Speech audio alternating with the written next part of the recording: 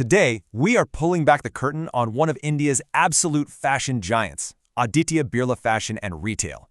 And we're not talking about what's on the runway. We're diving deep into the numbers, the cold hard facts that really define this empire. So, how does a massive company like this actually work financially?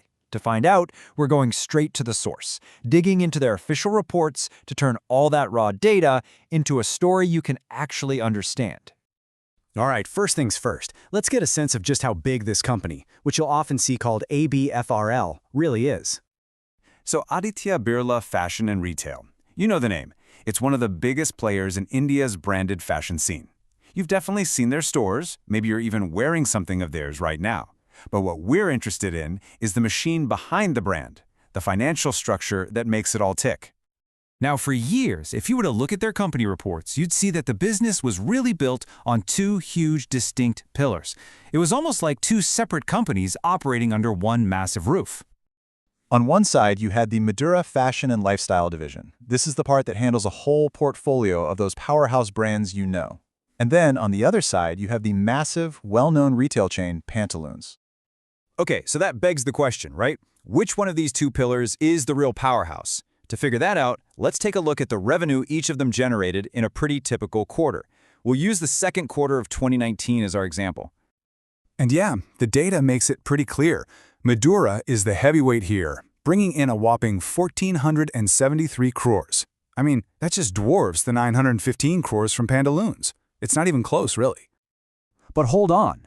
More revenue doesn't always mean more profit, does it? High sales are great, but are they actually translating into bottom-line profit? Now this is where the story gets really juicy. And wow, look at this. Madura isn't just earning more, it is way more profitable. We're talking 104 crores in profit, which is more than double the 50 crores the Pantaloons segment brought in. That is a huge, huge difference. Okay, so let's zoom out a bit. We've seen how the two parts stack up against each other. Now let's look at the big picture for the entire company. Revenue, costs, and what's left at the end of the day. So if you put both of those segments together and you add in all their other income streams, ABFRL's total income for that single quarter was, get this, over 2,300 crores. That is a mind-boggling amount of money. But of course, when you have that much money coming in, you've also got a ton of money going out. So where does it all go? Well, the reports give us a really clear breakdown. Okay, no surprise here. The biggest cost by a long shot is just buying the stock they're going to sell. That alone is over 1,300 crores. After that, you've got other big chunks going to operational costs and, of course, employee salaries and benefits. So here's the kicker. After you account for everything, all those massive expenses, what's left over? A surprisingly small profit of just 25 crores before tax.